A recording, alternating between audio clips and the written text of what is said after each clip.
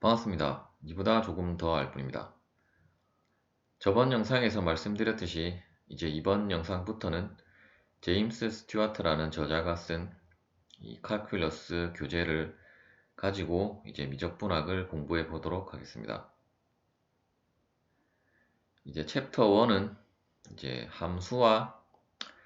그 모델이라고 되어 있는데, 이제 우리가 모델이라는 것은 우리가 사는 실제 어떤 현실 세계를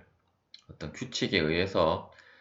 단순화하거나 이제 추상화시킨 것을 이제 모델이라고 하는데, 이제 이러한 수학에 있어서 모델이라는 것은 그 수학적 규칙을 그 체계화한 것을 이제 의미하는 거라고 보시면 되겠습니다.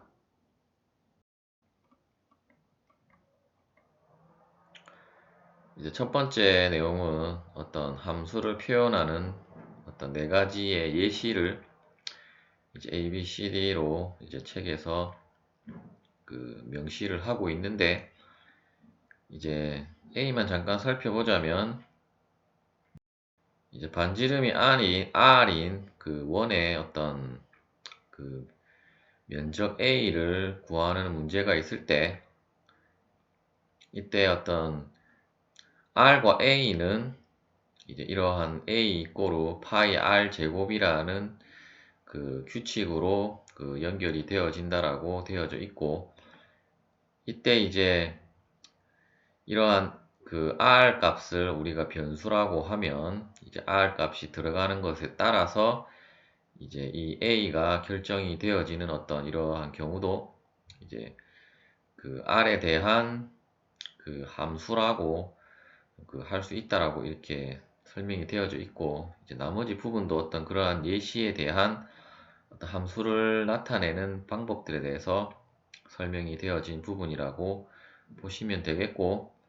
이제 여러분들이 그냥 한번 읽어 보시면 되겠습니다. 이제 영어가 약하신 분들은 그냥 넘어가셔도 되겠습니다. 이제 우리가 중요하게 보아야 할 것은 이제 함수의 정의 부분이 되겠고, 이제 함수의 정의는 우리가 저번 영상에서도 살펴보았지만, 이제 다시 한번 복습하는 의미로 다시 한번 살펴보자면, 이제 이 책에서 함수는 이제 우리가 함수를 이 펑크션의 f의 첫 자를 따서 주로 f라고 표기를 하게 되고, 이러한 펑크션 f라는 것은 어떤 규칙이고, 이 규칙은 어떤 그 세트 D, 즉 D라는 집합 안에 있는 원소 X 각각의 원소 X가 어떤 집합 E 안에 있는 그 fx라고 하는 하나의 원소에 정확하게 어떤 할당이 되거나 혹은 이렇게 대응이 될 때의 그 규칙을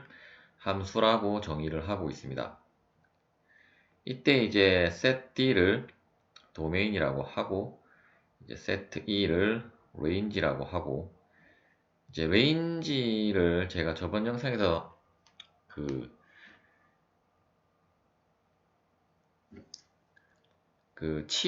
치역이라고 말씀을 드렸는지 정확하게 생각이 안 나는데, 그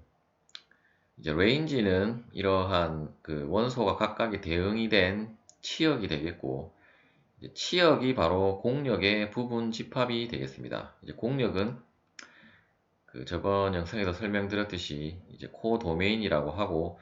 이러한 원소가 대응이 되지 않은 원소까지 모두 포함이 된 어떤 이러한 치역을 포함한 집합을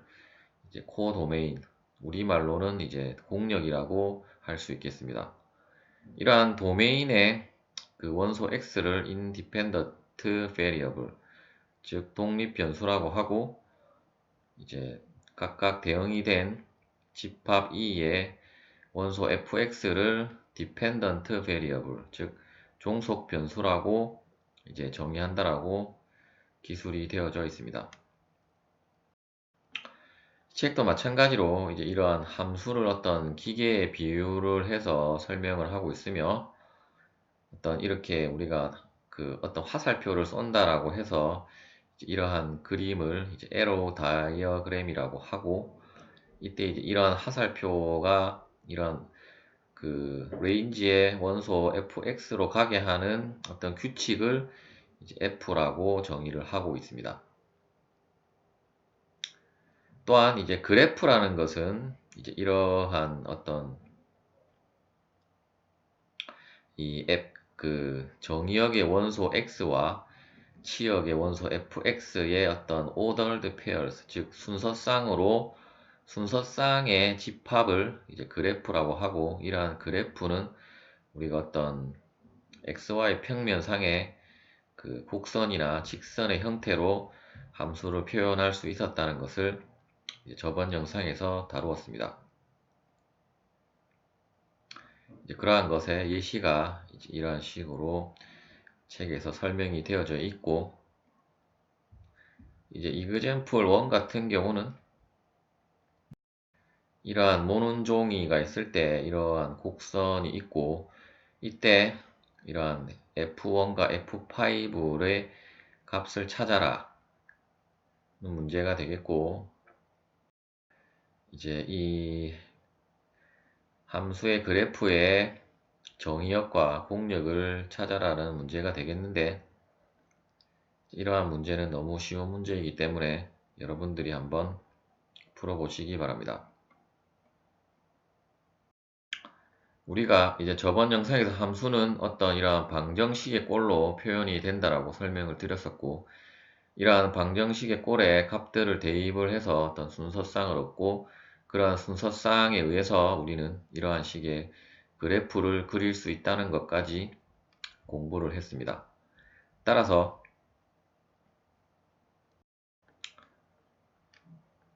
이제 이러한 방정식의 꼴로 이제 되어진 함수를 특히 이제 다항함수라고 하고, 이제 다항함수에서 있어서 이러한 정의역과 치역의 범위는 이제 모든 실수라고 여러분들이 생각을 하시면 되겠습니다.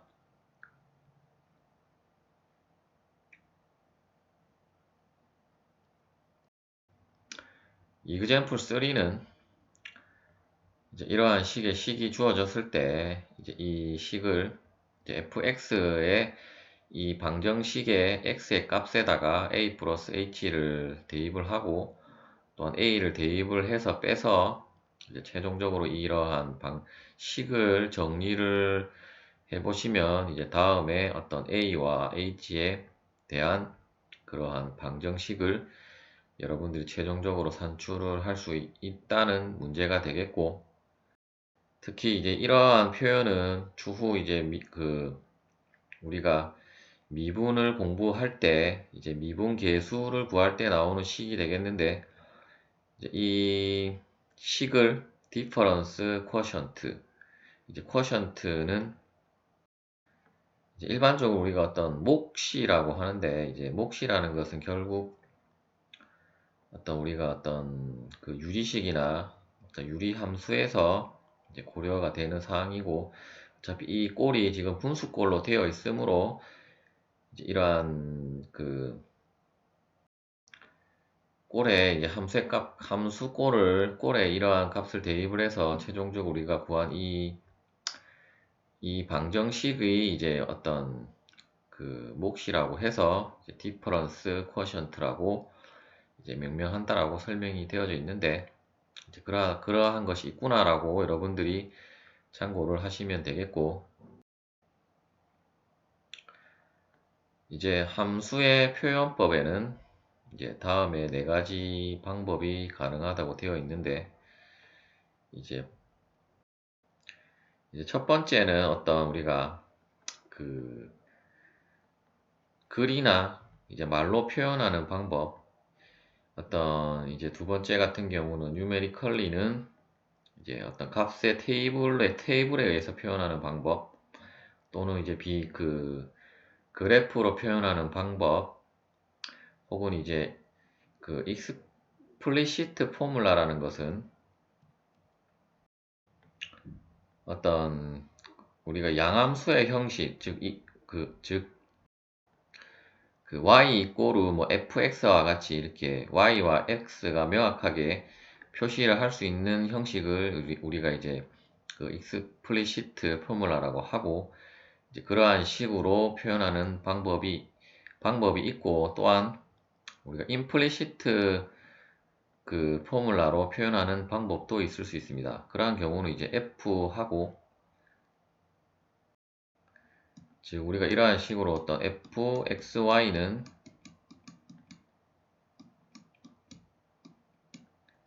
0이다, 이러한 식으로 표현한 형식을 이제 음함수라고 하는데, 이제 이렇게 표현을 했을 때는 우리가 정확하게 x와 y의 어떤 그 관계식을 알 수는 없기 때문에 이러한 경우를 음함수라고 하고, 이제 어떤 임플리시트 포뮬라라고 여러분들이 알고 계시면 되겠습니다.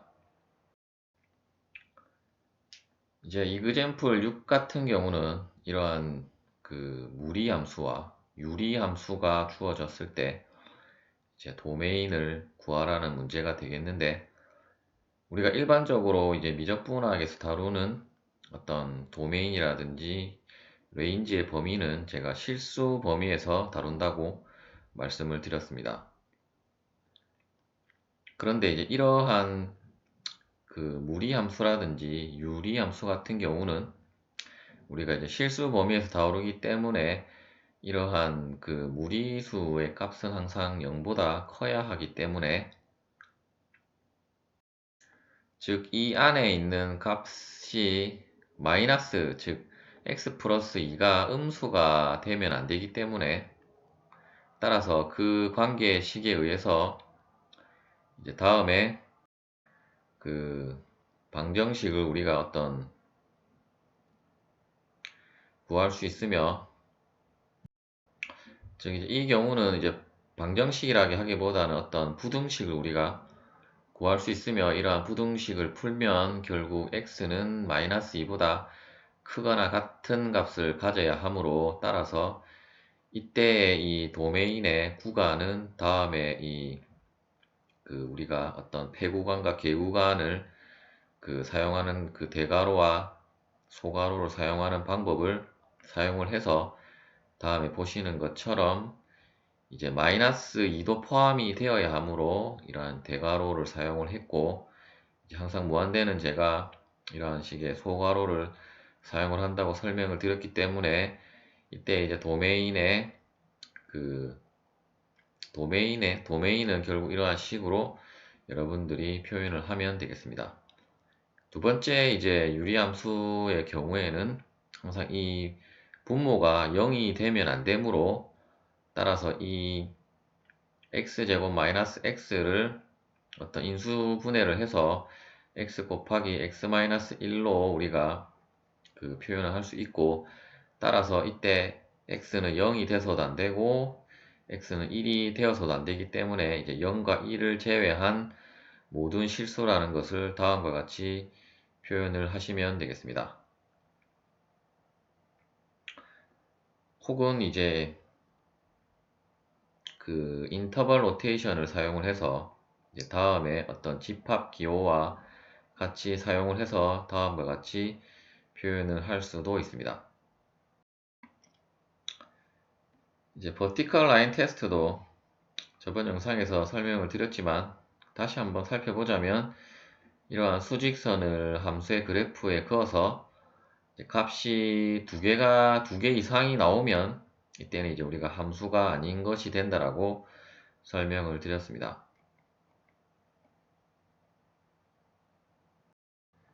이 경우는 이제 이러한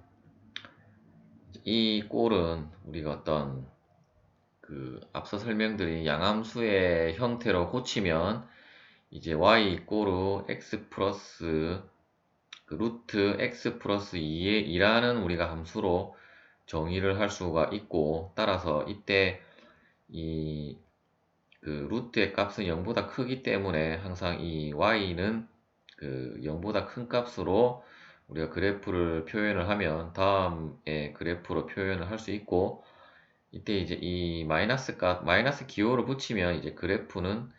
이러한 식으로 x축의 대칭이라는 것을 이제 여러분들이 고등학교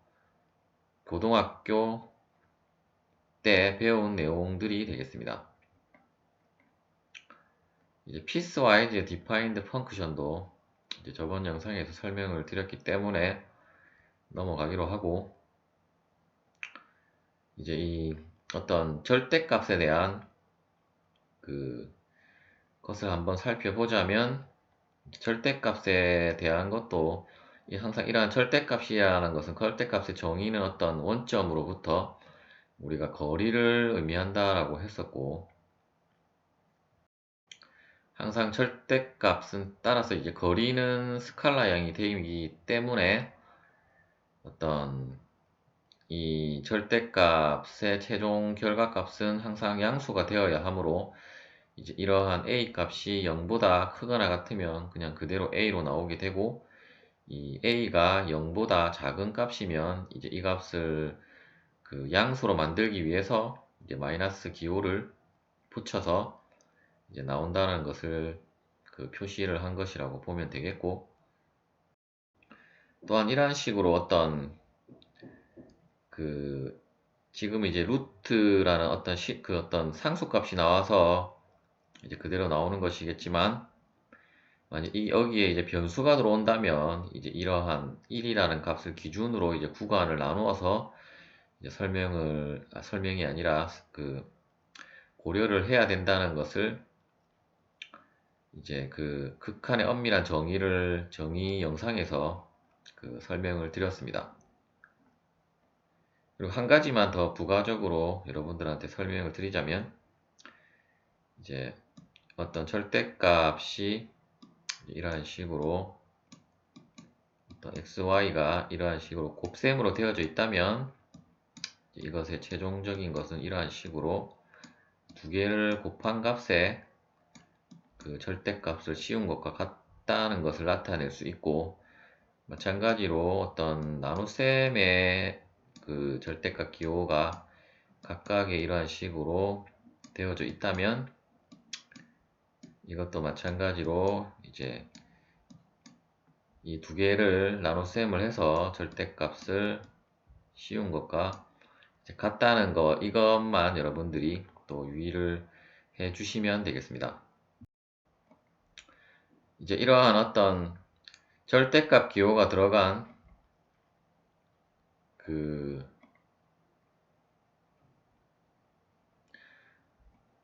함수를 우리가 한번 살펴보자면, 이때 이제 이러한 함수를 absolute value function이라고 하고, 이때 이제 그래프를 이제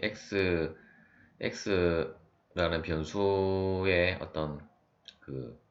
빼기나 더하기라는 값이 없이 그냥 x만 있을 때는 이제 원점을 기준으로 이제 거리값이 되기 때문에, 이러한 식으로 원점을 기준으로 함수는 이러한 식으로, 함수가 아니라 그래프는 이제 0을 기준으로, 즉 우리가 y 이꼬르 x라는 그래프를 그려서 이제 이 0을 기준으로 이 y축 대칭이 된다는 것을 여러분들이 알고 계시면 되겠습니다.